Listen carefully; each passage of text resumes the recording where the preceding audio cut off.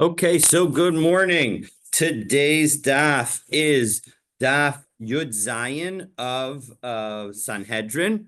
Let me share my screen and we will get started. Um, we have the Gemara is continuing to make its way through the opening Mishnah of Sanhedrin. And then our next topic is the number of members in the Sanhedrin.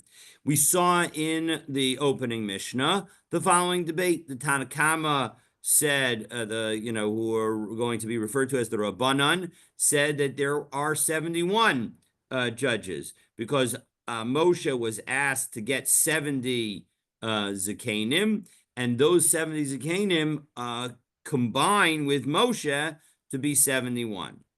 Rabbi Yehuda, on the other hand, says no. The 70 are the 70. It's just 70. It's not. Moshe does not count towards that number, and does not get added to that number. And so that is the debate that we saw in the Mishnah, and we're now at the two dots at the very end of the second to last line on Tet Zayin Amud Bet. So Sanhedre Gedola Haita is that's the quote from our Mishnah. And again, it said that there was 71 judges, and then we got Rabbi Yehuda's opinion about 70. So my time out to Rabbanan de Amri Umosha al Gabehen. What is the basis for the rabbis who say that Moshe should get counted in addition to the 70? So Amar Kra, so the Torah says, Behisyatzvu Sham, that they stood there, and as it continues on the top of Yud Zayin Amud Aleph, and a key word, imach, with you. So imach va'at bahadayu. The imach implies that it was with you, indicating that you have to add Moshe to the group. Rabbi Yehuda, what does Rabbi Yehuda do with imach? Because after all, he has to address, if it says imach, and that suggests that Moshe should be added to the rest of the group. Why doesn't he say that there's 71, just like the rabbis do? So imach mishum shchina. No, with you means in connection with the Shekhinah. So what does that mean? So let's take a look in connection with Hashem's presence. So top Rashi on Yud Zayin Amud Aleph. Imach mishum shchina, imach yamdu michutz la'ohel. They should stand with you outside the ohel, meaning they should not enter the ohel moed where Moshe is allowed to enter. V'lo yavo la'ohel mishum shchina, and they shouldn't actually enter the ohel moed because of the presence of the Shekhinah, the divine presence is in there. And so as a result, imach means just with, stay outside. Now, Lashon Acher, an alternative interpretation of what imach mishum shchina means, mishum shchina shetishre shchina aleihem. Meaning, the point is this, I don't know, to me, this second explanation fits, sounds a lot better. That Hashem is saying that I want the Shekhinah should rest on them. So Hutzrichu liyot Moshe imahen, in order to facilitate that happening, because Moshe has the Shekhinah with him. So then that will facilitate. Kediksiv, after all, it says in this parsha in Bamidbar, meaning Hashem says that he's going to take some of the spirit, the nature of Hashem's connection with humanity that Hashem had with Moshe, and impart it on the elders. So it makes a lot of sense to say that what it means by imach, according to Rabbi Yehuda, is not that the 70 should be counted in addition to Moshe, so that there's 71, but rather the 70 should be near Moshe, so that Moshe can transfer, or Hashem can transfer, some of the ruach that Moshe has to the other individuals. The Rabbanan, and what about the rabbis? So, all right, so we've now eliminated effort number one to say that you can't necessarily learn from that imach. So Rabbanan, how do they then respond to Rabbi Yehuda? Amar krav v'nasu itecha b'masah. So it also says they shall bear with you. And again, this is also still from Perek Yud Aleph of Bamidbar. Now we're dealing with Perek Pasuk Yud Zayin. Itecha v'at bahadayu. Again, itecha, just like imach implies with you, so to itcha implies with you. We're going to count you together with the 70. The Rebbe Yehuda, what does Rebbe Yehuda do? Itecha v'domin lecha. No, no, no. The itecha means that they should be similar to you. So it's not telling us about how they judge, that they should judge with a Moshe, but rather it's telling us about how you make the choices. And Rashi tells us, "Bidomin lacha miyuchasin." They should have the kind of yichus, the proper parentage, umenukin mimum, and they should be free of any blemishes. And so that is what Itzacha is teaching the Rabbanan. So okay, so now we essentially have again we've eliminated now a second possibility. So this or actually in this case, how do the Rabbanan understand that Itucha needs to be how do the Rabbanan know that the fact that you need to choose people with the right pedigree? So mevahakel me'alecha v'nasu itach nafka. It's a different pasuk. That this is a pasuk in Shmos Perek Yud Chet, and there it's dealing with that there they say that again it'll be easier for you, Moshe. This is from Parshas Yisro, that and when Moshe chooses, they should be selected based on similar qualities to Moshe has, namely that they should be according to Rashi have good lineage and be free from any blemish. So v'yalfa Sanhedrin Gedola miSanhedrin Katana, and although that those psukim in Parshas Yisro we're talking about local courts and the smaller courts that would be run, we can learn from them to the Sanhedrin Hagadol, the great Sanhedrin. And so let's take a look in Rashi, V'Rabbanan, the fourth line, V'Rabbanan nafka lehu b'domin lecha. They derive this concept of the fact that the judges need to be similar to Moshe. Mivinasu itach, that from the language of vinasu itach. The Sanhedra od katanot shenem Rabbi Yisro, that when it came to the smaller Sanhedrin, again, the small Sanhedrin refers to the 23 judge courts that would judge capital cases, and that would be in every every major city. So those which we learn in Parshas Yisro, v'yalfa gedola mikatana, and we would learn out the Sanhedrin Hagadol from the Sanhedrin Hakatan, and so that's how we would know that the 70 Zakanim that were chosen in Sefer Bamidbar, that they would also need to also meet these qualifications. Okay, so that is piece number one, and now the Gemara is going to teach a brisa about the selection process. So we are at Tanu Rabbanan, 1, 2, 3, 4, 5, 6 lines down on Yud Zayin Amud Aleph, middle of the line. Tanu Rabbanan, vayisharu shnei anashim b'machaneh, that there were two men who remained in the camp. Now, these two men are Eldad and Medad.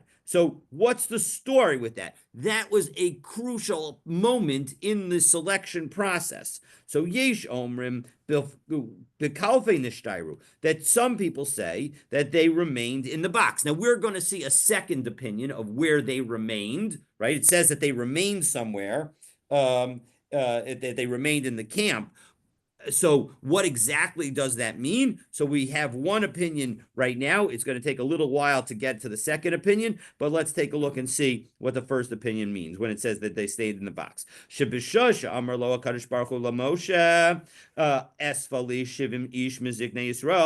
when God told Moshe to gather 70 elders, Amar Moshe said, how am I going to do this?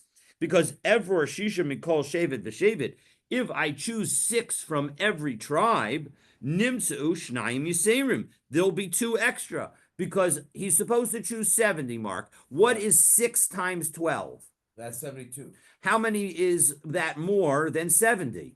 About 2. That's 2 more, exactly. So how are we going to? There would be 2 people that would get left out. There would be too many. And Evra Chamisha Mikol Shevet V'Shevet. And if we only chose 5 from every tribe, what's 5 times 12? Well, that's 60. That's 60, exactly. And so 5 times 12 is 60. That's too few. We need 70. Nimsu asara chaserim. We'll find that there are 10 too few. So ever shisha mishevet v'zeh. Well, we're going to find out. Listen to closely and you'll hear. Ever shisha mishevet zeh v'chamisha mishevet zeh. If I choose 6 from some tribes and 5 from other tribes, what do you think the tribes that are going to only get 5 are going to be thinking? They're going to think that's not good. It's not fair. Hareini meitil kina ben shvatim. There'll be jealousy among the tribes. So Masa, so what should I do? So Masa, what did he do? Beirer shisha. He chose 6. Vehevi shivim ushnayim pitakin, and he took out 72 lots. He cut up a piece of paper, probably not actually cut a piece of paper, but he probably took 72 leaves or whatever, twigs, whatever, to put in a box. Al shivim kasav zakein. On 70, he wrote that the person would be an elder. Ushnayim heliach chalak, and 2 he left blank. Balal unisanim bekalpi. So he mixed them all up and he put them in a box. Amar lahem, and he said to the elders, Bo utlu pitak kechem, come take the lot. Kol misha Allah biyado zakein amar. Anybody who got an zakein, he said, Kfar kideshcha shemayim. Heaven has already sanctified you. Misha Allah biyado chalak amar. And if you got a blank one, he said, Hamokom lo chefetz b'cha ani ma'eselecha. Look, Hashem didn't want you to get it. So as a result, what can I do for you? So basically, if you play the lottery and you don't win, Moshe is telling us that it's really from Hashem. Hashem didn't want you to win. So what can we do for you? All right. So exactly, invest your money better, 100%. So what does Rashi tell us? Rashi tells us, where were Eldad and Medad in this? This is where we get the modesty of Eldad and Medad. Misha Allah biyado chalak. Ushnayim, this is now the 4th narrow line in the Rashi on Yud Zayin Amud Aleph. Ushnayim mi'otan shivim shahochu litol ala biyado chalak v'nishtayru shnei pitakim shaya ketuvim b'ktalfei. So there were 2 of the 70, the first 70 who picked out, got the blank ones. And so 2 that were left were the ones that said zakein. Shahayu shel Eldad u'Medad, and those 2, even though they said zakein on it, because there were already 2 people who were identified as the blanks, they belonged to Eldad u'Medad. Shelo hochu lito, and they refused to take their lottery tickets out of the box. Shanisyaru, because they were afraid. Shelo yala biyadin chalak. They were afraid that a blank one would come into their hand. So in the end, they say, listen, even though we could pick it out, and even though actually, if you know what the facts are, if they were to have picked it out, they would have been selected, right? It said zakein on it. So they would have been zakeinim, but they refused. And so instead, the first 70, even the 2 who were, who had blanks, they end up getting chosen. And as a result, that's how Eldad and Medad end up getting left behind. Now, before we get to the next explanation, the Gemara notes in this brisa that we're teaching that there's another lottery situation that acted similarly. How is it that if they take the two people, they put their cards on the table? These are the cards that shows blank. How would they? Ron should say your puzzle. Why would they be allowed to be Zakanya? Again, they're only puzzle if the other two actually pick out their pieces. But if they don't pick out their pieces, so then we're left with just these 70. That's the implication. No, but aren't they showing their slips and it does? You're absolutely right. I can't answer that question. You're absolutely right. It's unclear how this all worked out, because if they showed their slips, did that mean that Moshe, after saying that Hashem doesn't want them, what can I do for you, that he reversed himself? Unclear. The story that what we have is not clear enough. The way I understand it is that even though that was the original plan, they didn't actually show what was said to anybody. And so as a result, Moshe said, okay, if Eldad and Medad are refusing to pick out, we're just going to let all the other 70 go through. And that, and so that's the story. So Kiyotza B'davar Ata Omer. So in a similar situation earlier in Sefer Bamidbar, there was the following. We needed to replace all of the Bechorim with Levium.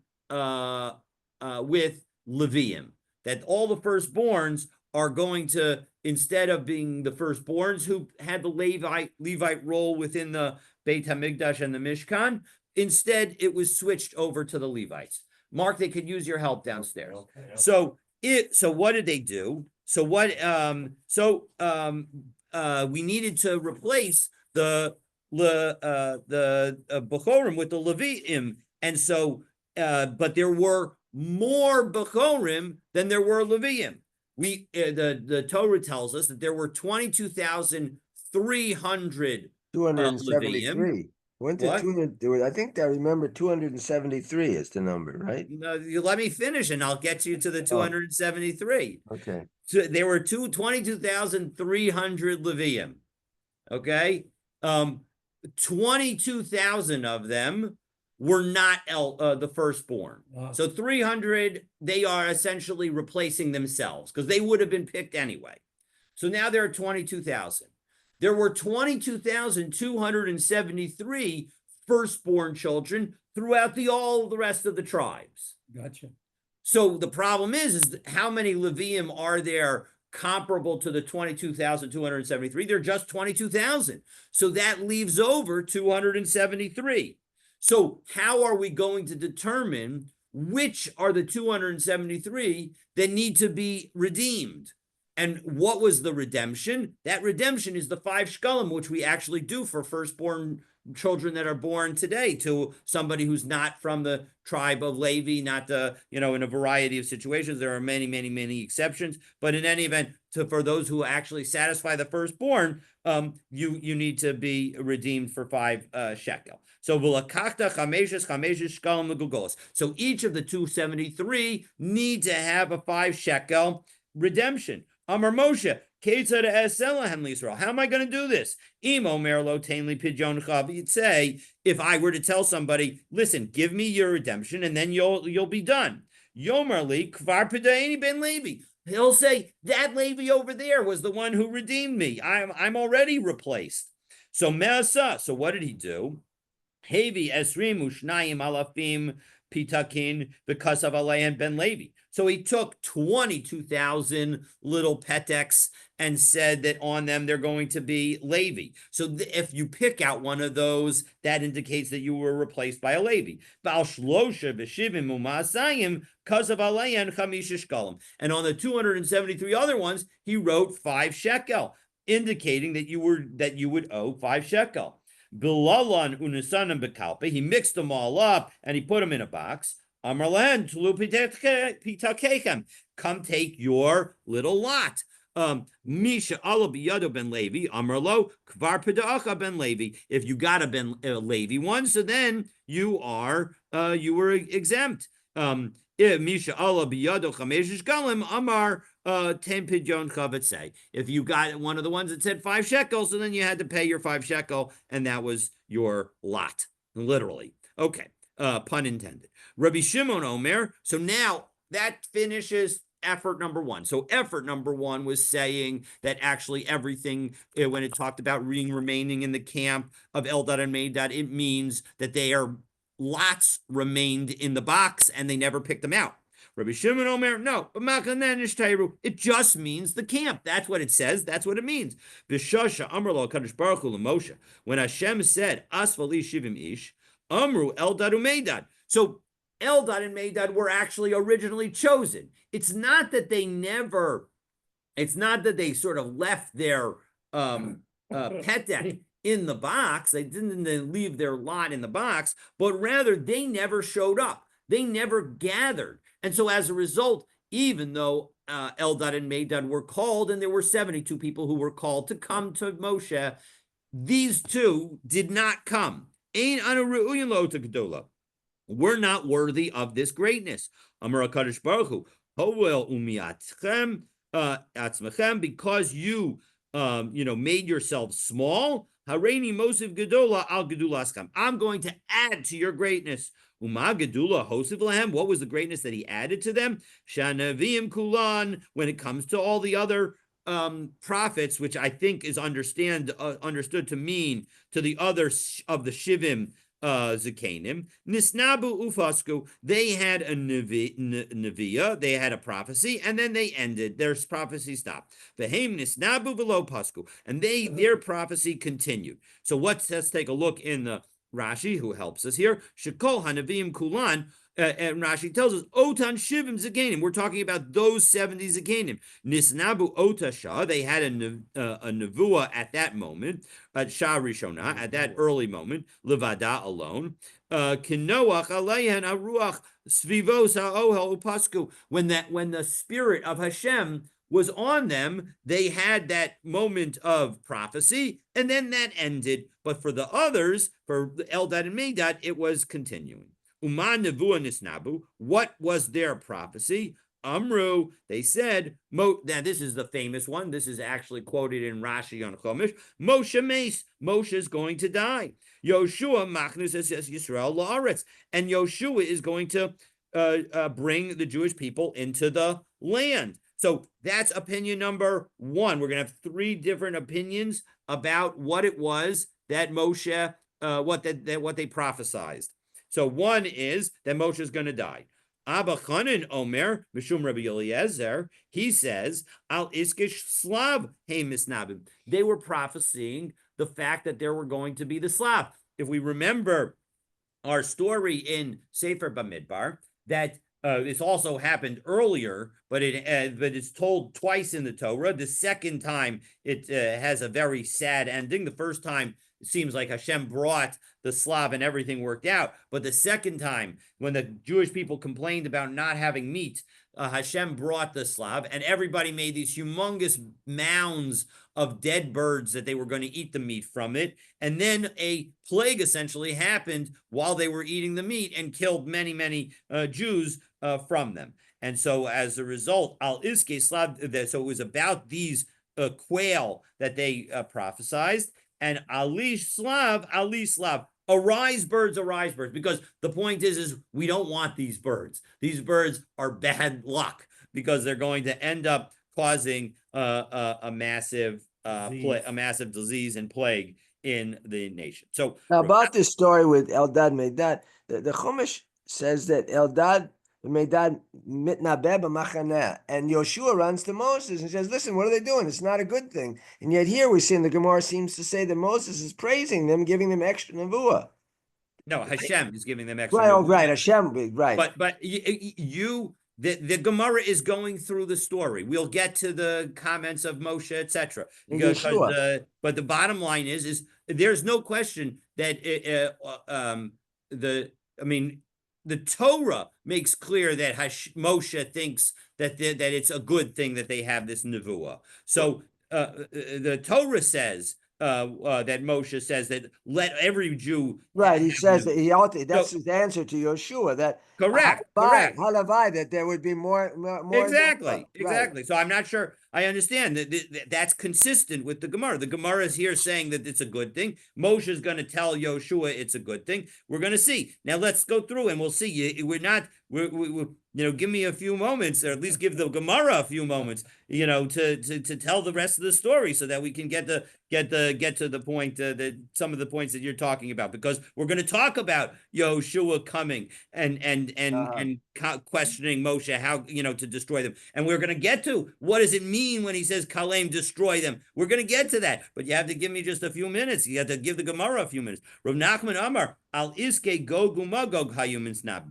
Rav Nachman says no, they were having a prophecy about the eventual war between Gog and Magog. Shenemar Ko amar Adoshem Elokim ha'atahu asher dibarti b'yamim kadmonim b'yad avadai nevi'ei Yisrael hanibi'im b'yamim hahem shanim lehavi oscha aleihem. So that this is from Yechezkel Herek Lamed Chet Pasuk Yud Zayin, and it means, "Thus says Hashem our God." Are you referring to Hashem is doing the talking? Are you Gog, the one about whom I spoke in ancient days through my servants, the prophets of Israel, who prophesied in those days years ago that I was going to bring you against them? So al tikre shanim ella shnayim. So don't read that it was years ago, but it was 2 ago. It was 2. It was namely these 2, the Ezo Hein Shnayim HaNeviim Shenisnabu Beperak Echad Nevuah Achad. Who are the 2 people who prophesy something at the same time and prophesize the same thing at the same time? Haviomer Eldad Umeidad. So if we go back, again, the Torah doesn't tell us what the prophecy is. So that's why we have these 3 different opinions. And so this third opinion is saying that the prophecy of Eldad and Medad is actually referring to Gog and Magog, and it's the Shnayim instead of Shanim that I accidentally read incorrectly the first time. Okay, so now that we have the 3 different viewpoints, we're going to deal with a few elements of what we said. The first is about the fact that we said that everybody else stopped prophesying. So minalan de pasku. So Amar kol navim kulan nisnabu upasku vehe nisnabu velo pasku. Right. So we said that quoting the Brisa, that Rabbi Shimon explained that all of the other prophets stopped, but they did not. So mana lan de pasku. How do we know that they stopped? That they prophesied, and lo yasafu means did not continue. So one second, that phraseology of lo yasafu, which in this instance we're suggesting might mean to stop, elamiata kol gadol velo yasaf. When it comes to the story of the giving of the Torah and its repetition in Dvarim, it also says that phraseology of lo yasaf. So, hachinami de lo osivhu, are you telling me that the great sound, the Shekhinah's presence, on some level, did not continue? That the lo yasaf there means that it stopped? Ela de lo pasaku, lo yasaf suggests that it went on, and it didn't stop. So that can't be the proof. Ella, so your first effort at citing the yisnabu v'lo yasafu is not a good proof. Ella hachaksiv v'yisnabu hasam ksiv misnabeim. So no, here's how I can tell you that I know that the 70 elders stopped their prophecy, but the 2 Eldad and Medad did not. Because when it comes to the 70 elders, it says v'yisnabu, they prophesied using the past tense. Hasam ksiv misnabeim. Whereas when it comes to Eldad and Medad, it says they were prophesying. So as a result, that's suggesting that it's happening currently. Adayin misnabim b'hochin. They continued to prophesy, whereas the others did not. So that's question number one that we are addressing, that in fact must be that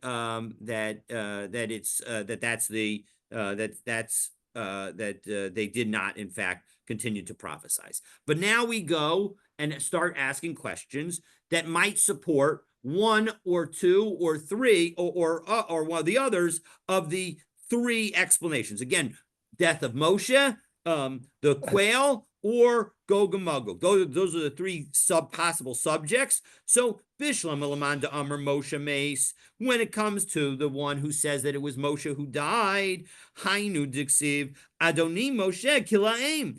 For that that prophecy, we can understand why Yoshua would say to Moshe, you got to destroy them. But according to the two other explanations, why in the world would Yoshua be so upset and say that you need to destroy them? I think that's going. Please let me at least finish no, the but question. Yitnabim doesn't really mean destroy. It means just to lock them up. Kalaim, you mean? Kalaim? Yeah. It really means Kela is a prison, so it doesn't really mean to destroy them. I understand. You would use another word for destroy, I think. Well, I hear you, but you'll see that there's not a question that the Gemara thinks that it means some kind of destruction. But let's see. Ma'adoni Moshe Kilaim. So why is Yoshua asking for them to be, to be destroyed or fine, to be locked up? Delav Orach Ara, because it wasn't proper conduct for them to prophesize in front of Moshe. Because it's like a student teaching in front of and reaching a halakha decision in front of his teacher. That's not what unless the teacher asks you to, that's not what you're supposed to do. You're supposed to let the teacher answer the question, you're not supposed to answer the question for the teacher.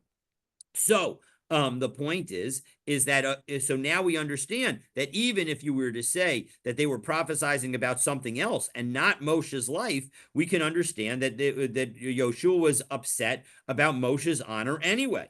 So Bishlam, now we go in the other direction. Bishlam Lamanda Amar Hanach Tarti, when it comes to the other two approaches, namely that they're talking about the quail or they're talking about Gog and Magog, Hainu Dixiv, Mi Yitain. So now I can understand why Moshe would say, let all of the Jews be prophets. Elamanda Amar Moshe Mace. But if you're going to tell me that the prophecy was that Moshe was going to die, was Moshe happy about that? Of course not. He would argue until, basically until Hashem told him to stop arguing. He argued that he should go into the land. So how is it possible that Moshe could have said something like, miyitain, let Hashem give everybody the prophecy. So lo simu kameh. So the point is that Yoshua had not told over the whole story. So Yoshua was upset because they were prophesying about Moshe's death. He goes in and says, listen, Moshe, there are these two guys prophesying in the camp.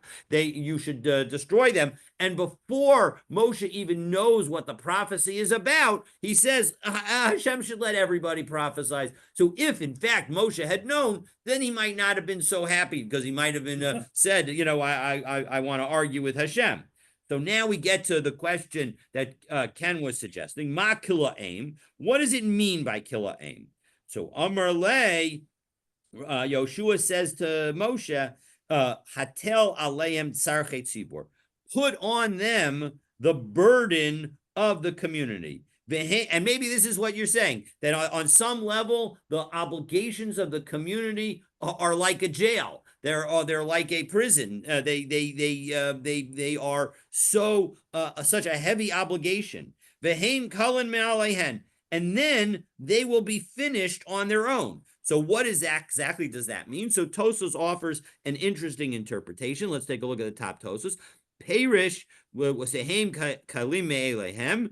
mean that they will be, finished on their own? Perish nivuatam kala. They will no longer be able to prophesize. De'ein shchina shora mitoch atzavut. That when you are oppressed and sad, and you cannot have nevuah.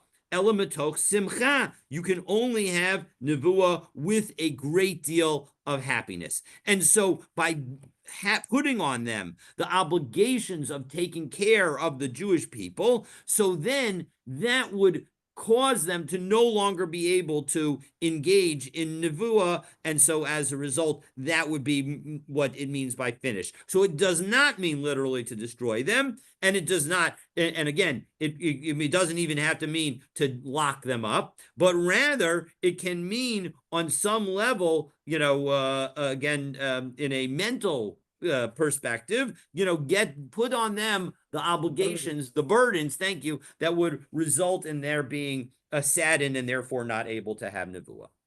Okay, so that finishes our discussion of that. It was a nice aside, and now we go to the opening Mishnah, back to the opening Mishnah, and the opening Mishnah explained the basis for 23 judges. It said that there were 20, was based on Eidah, congregation. We needed a congregation to acquit, and we needed a congregation to convict. So that's 20, and because each congregation is 10. Then the Mishnah said, and now we're going to quote from those words, Minayin lahavi od shlosha. How do I know that we need to bring another 3?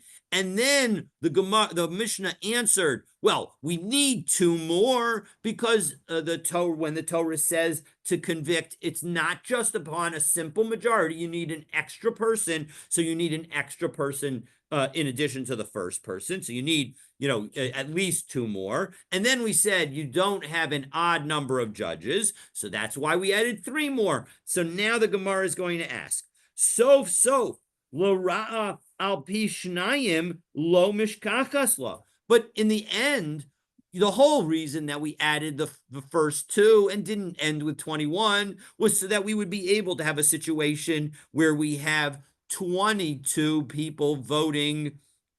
We have 2 more votes in favor of conviction than acquittal. But in the end, now that we have 23 votes, we can't ever have 2 more votes to convict. If you have 11 to acquit and 12 to convict, well then akati chad, there's only 1 difference. And and if there are 10 to acquit and 13 to convict, there are 3 more convictions. So 2 approaches to how we can have this true. Amar Rabbi Abahu, iyatamotzi ela b'mosifin. With a situation where you can find this is when you have to add judges. The divrei ekol, and it works according to everybody. And what is that referring to? Rashi tells us, Ditanan, it's Rashi right opposite the Torah or HaShalem. Ditanan, Bahayu Bodkin, L'kamana daf mem amid aleph, that we learned in Bahayu Bodkin, Echad asar mizakin, Echad asar mechayvin. If you have 11 saying to convict and 11 saying to acquit, V'achad omer eini yodeya, and 1 says I don't know, Yosifu hadayanin shnayim. You add 2 more. V'dahashta havale beitin shakel, and yes, that ends up being an even beitin. De'enu yodeya kaman delesehu, because the person who does not know is treated as if he doesn't exist.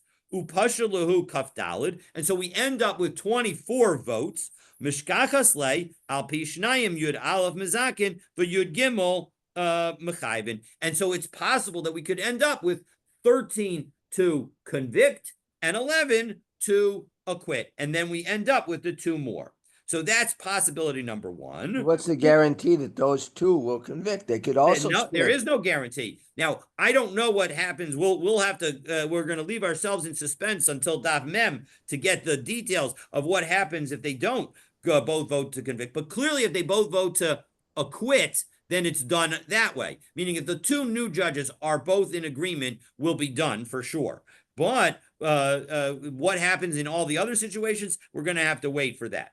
Sanhedrin Gedola, the other possible answer to the question of where can we find a 2-vote majority to convict is when you talk about the Sanhedrin Agadol, Va'aliba de Rabbi Yehuda, de Amar Shivim. Because remember, Rabbi Yehuda says that we have 70 judges on the Sanhedrin Agadol. And so that's where it's possible to have a 2-vote majority to convict.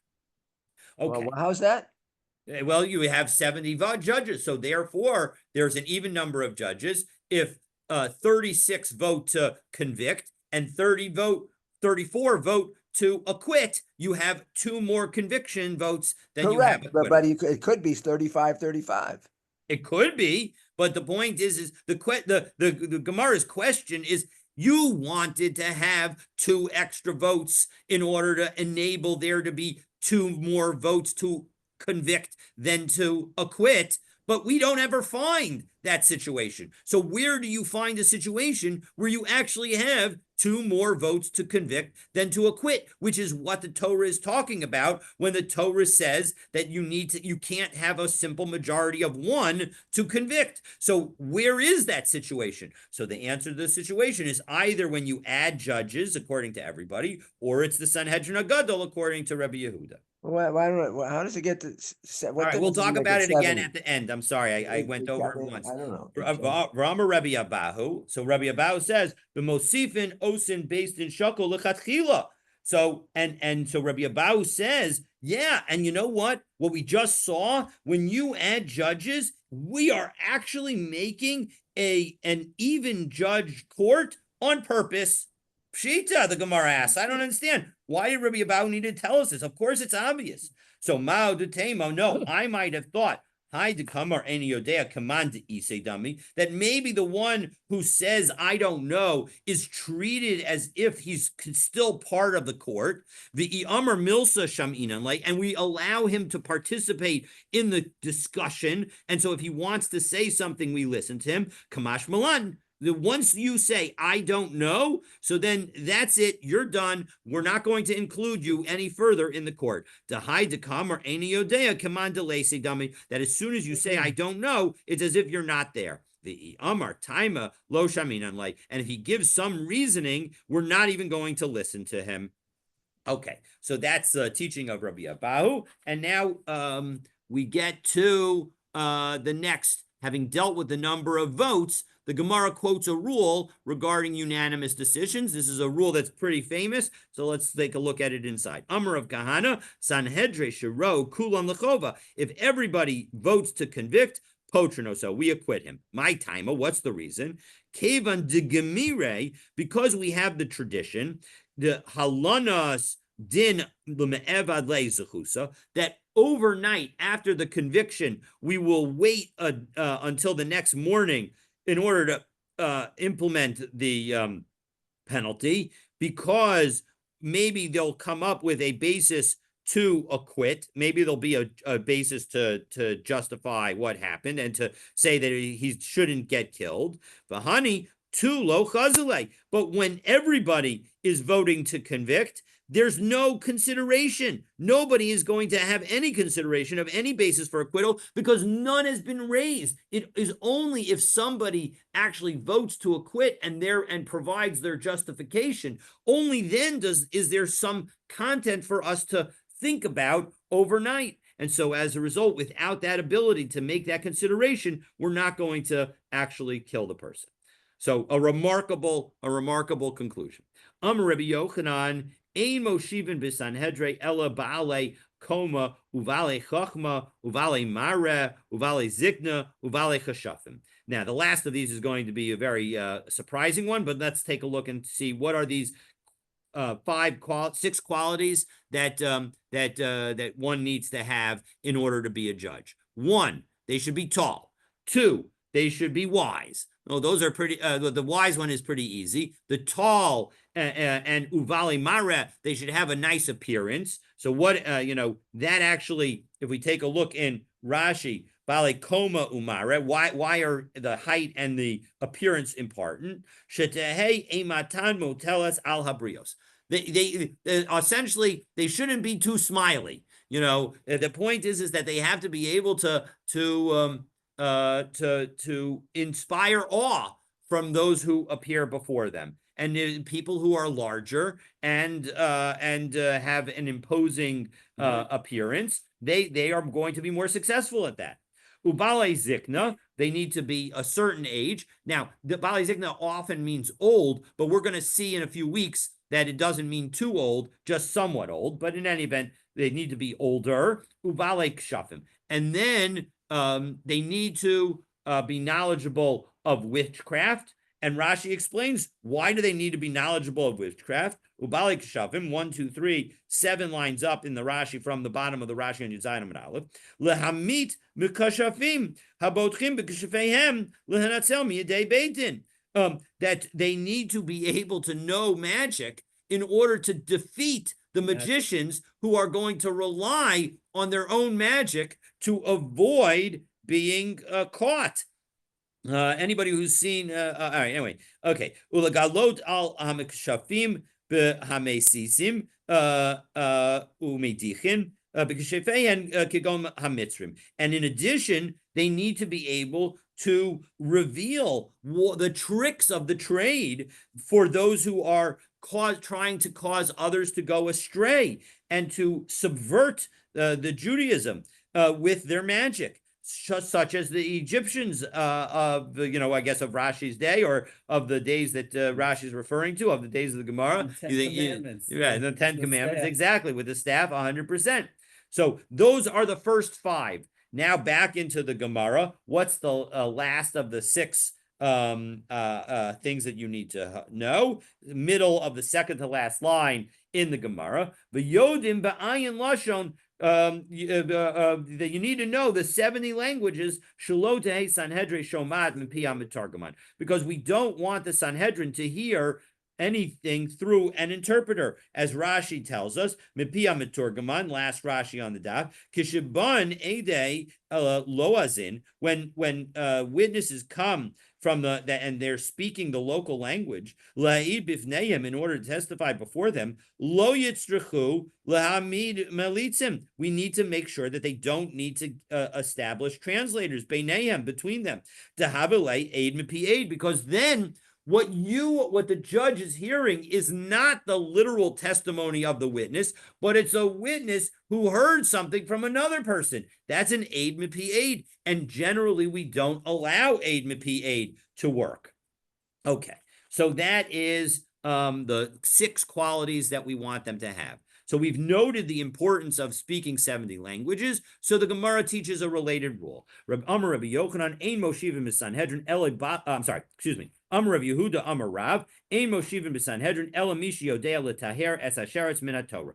That you need to be able to, this is an added qualification that Rav Yehuda says in the name of Rav, that everybody who's appointed needs to be able to have a logic to explain how we should purify a sheretz, even according to the Torah, even though, of course, a sheretz is tameh. So Amar Rav, anu adun v'atarenu. I can show you how the logic of how it should be pure. As we turn to Yud Zayin Mabet, Uman Nakashem Memis Umar Betuma Tahor, Sheretz She'eno Memis Umar Betuma Eno Din She'ei Tahor. If you have a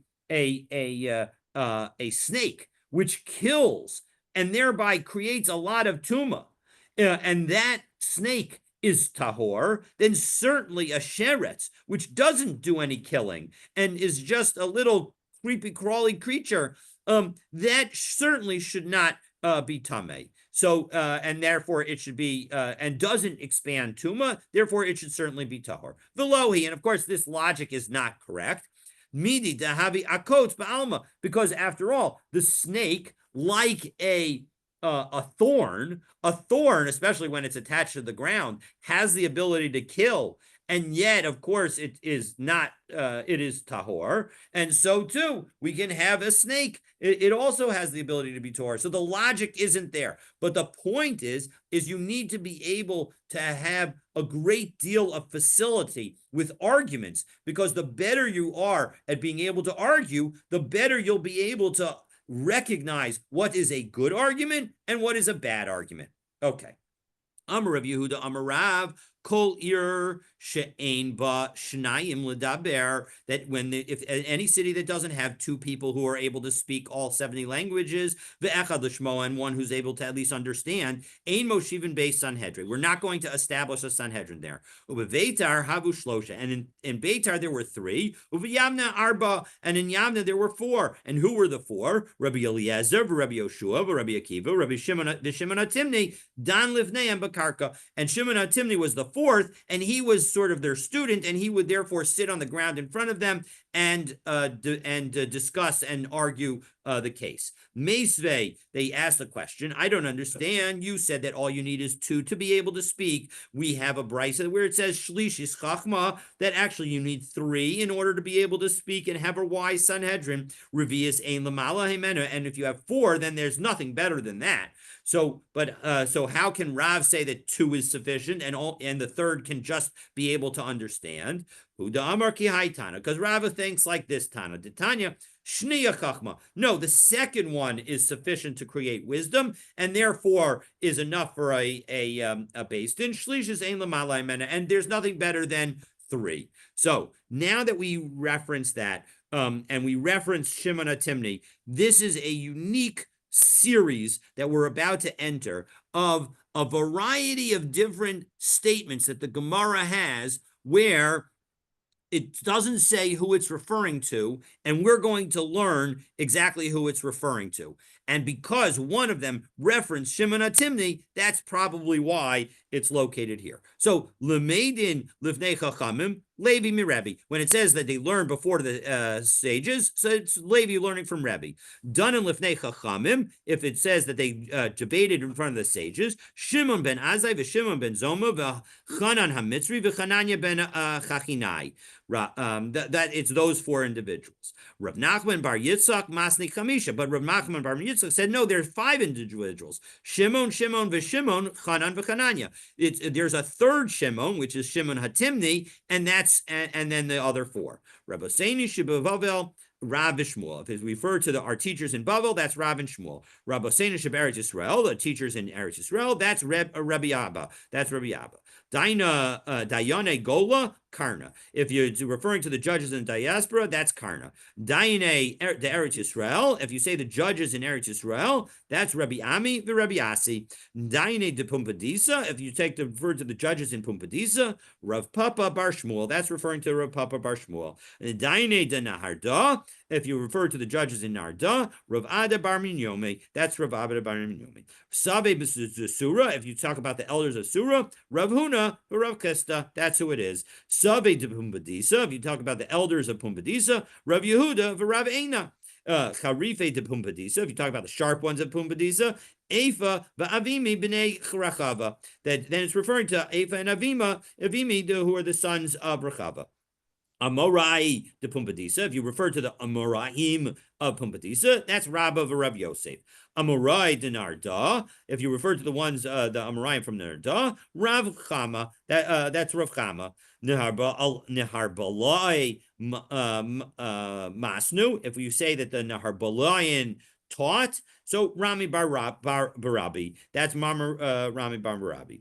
Amri Be Rav. If you say that there's a statement of the Academy of Rav, that's Rav Huna. 1 second, Rav Huna Amri Be Rav. But Rav Huna himself would say things in the name of, they said in the Academy of Rav. So it can't necessarily refer to Rav Huna. Ella Rav Hamnuna. So it refers to Rav Hamnuna. And it's unclear whether either in that specific situation it refers to a Rav Hamnuna, or in all situations it refers to Rav Hamnuna. Not completely clear.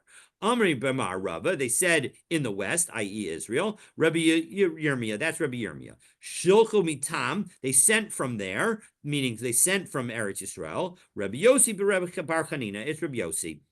Machachu Allah b'mar Rava, and they laughed at this in the west. Rabbi Elazar, it was Rabbi Elazar who did the laugh thing. 1 second, V'hal shalchu mitam l'divrei Rabbi Yossi Bar Chanina. We have a a situation where it was said that they sent from Eretz Yisrael, and they were saying it according to the words of Rabbi Yossi Bar Chanina. But if you say Rabbi Yossi Bar Chanina is the one who did the sending, why would they use that phraseology? So Ella Ipuch. So actually, let's reverse it. Shilcha mitam Rebbe Lazar. If it says they sent from there, that's referring to Rebbe Lazar. Machachu Allah b'ma Rabba. If they laughed about it in the West, that's Rabbi Yossi Bar Chanina. So we'll pause there, and God willing, we'll pick up next time and finish the first chapter of Masechah Sanhedrin, God willing, tomorrow. Wishing everyone a Shabbat Shalom. Do we have two? Yes, go ahead. What was the proof that that two people who speak multiple languages are not sufficient? It seemed that seemed to be not clear there. It's not the greatest proof in the world, but the Brisa says Shlishis Chachma, the third one is wise, which we're understanding to mean that you need the third one in order to have it based in. But the problem is that Rav had said, or Rav Yehuda said in the name of Rav, that two people to speak and one to understand is sufficient. Whereas the Brisa seems to suggest that no, you need three people to speak. And so as a result, that seems to contradict. And so the answer is no. We could have said Rav Tanu Polik. We could have said that Rav just argues with that approach. But in fact, we have another brisa where it seems to specifically say that the second one is sufficient. Shniyah Chachma, the second person who can speak 70 languages, it creates a wise environment and thereby enables there to be a beit din. And so as a result, that's consistent with Rav's statement. Are there two bright? Do we have two bright? Is that what we're saying? Yes, one says, yes. One says 3, one says 2. We ask the question based on the one that says 3, and then we use the one that says 2 to support and explain how Rav can hold his position. And he said the third one doesn't have to speak. It's sufficient that he only needs to be able to understand. Exactly. To understand. Exactly. Because that way he doesn't need to respond. The other two can respond, right? There's no requirement that the witness hear everything from the judge who asked the question directly. It's only the judges need to hear everything from the witness directly. And so as a result, if he has a question to the witness, he can ask the question through the other two judges because the other two judges have the ability to speak. All right. Okay, the other judge, right, okay. Okay, wishing everyone a Shabbat Shalom. Looking forward to continuing our learning together next week. And miss Hanukkah already. Wishing everybody a Chodesh Tov. Be well. Bye-bye. Good Shabbos. Have a good Shabbos.